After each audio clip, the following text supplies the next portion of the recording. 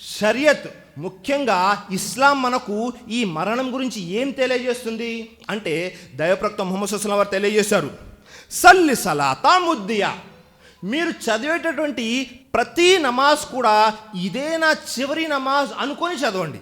ఎందుకని ప్రవక్త ముహమ్మద్ సల్లల్లాహు అలైహి వసల్లం తెలియజేశారు, మీరు జొహర్ నమాజ్ చదివితే అసర్ నమాజ్ వరకు ఉంటారో లేదో గ్యారంటీ లేదు.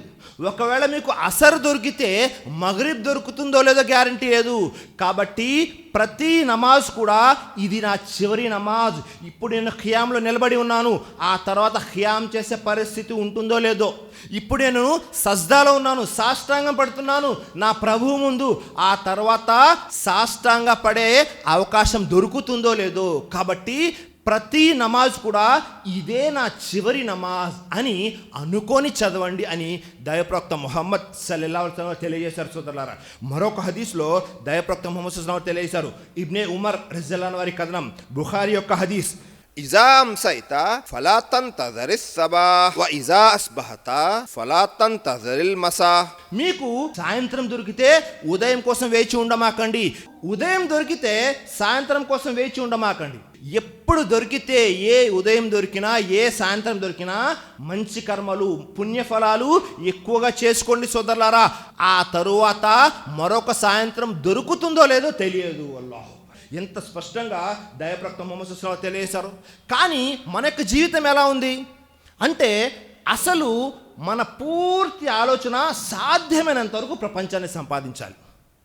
ఒకరోజా, 2 రోజులు ప్లానింగా, లేదు మొత్తం ఫ్యూచర్ ప్లానింగ్ అయిపోవాలి, 100 సంవత్సరాల వరకు మనకు ఎలాంటి ఆటంకం కలగకూడదు అని కొంతమంది, తరతరాలు యుగ యుగాలు ఎంత తిన్నా తరగని సంపద సంపాదించాలని మరికొంతమంది, ఇలా రకరకాలుగా ఫ్యూచర్ ప్లానింగ్ చేసేసుకుంటూ వారి యొక్క ఆలోచన ఎలా ఉంది అంటే, ఇక అసలు మనకు మరణమే రాదు అన్న ఆలోచనలో ఉన్నారు.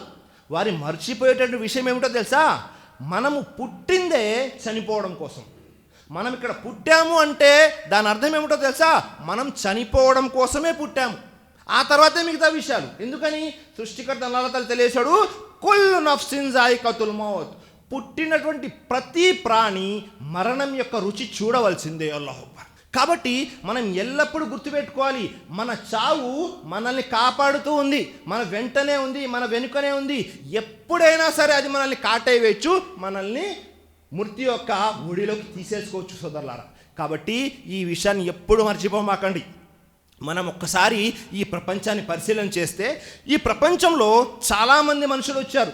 మంచివారు వచ్చారు, చెడ్డవారు వచ్చారు, రాజులు వచ్చారు, మహారాజులు వచ్చారు, పూర్తి ప్రపంచాన్ని తన గుప్పిట్లో ఉంచుకున్నటువంటి శ్రీమంతులు వచ్చారు, ప్రవక్తలు వచ్చారు, పుణ్యపురుషులు వచ్చారు, శాస్త్రవేత్తలు వచ్చారు, మేధావులు వచ్చారు, విద్యావంతులు వచ్చారు.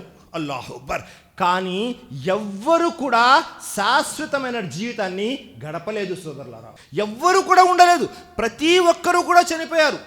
మనం చూస్తూ ఉంటాము, శాస్త్రవేత్తలు గ్రహం బెల్, ఐన్స్టీన్ లాంటి వాళ్ళు కూడా చనిపోయారు. ఈ మధ్యనే స్టీఫెన్ హాకిన్స్ ఎవరైతే ఉన్నారో, మనిషి చనిపోకుండా ఉండడం కోసము నేను మందును కనిపెడతాను అన్నాడు. అన్న తర్వాత ఆ వ్యక్తి చనిపోయాడు.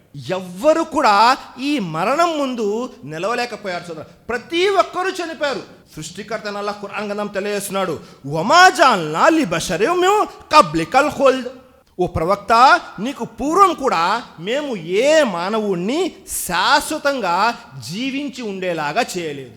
దైవప్రవక్త ముహమ్మద్ సల్లల్లాహు అలైహి వసల్లం ముందు వచ్చినటువంటి ఎవ్వరు కూడా శాశ్వతంగా లేరు, ప్రవక్త వారు కూడా శాశ్వతంగా లేరు. ఒకవేళ ఎవరికైనా పెద్ద జీవితం, శాశ్వతమైన జీవితం దొరికేది ఉంటే అది దైవప్రవక్త ముహమ్మద్ సల్లల్లాహు అలైహి వసల్లం వారికి దొరికేది. కానీ వారికి కూడా దొరకలేదు.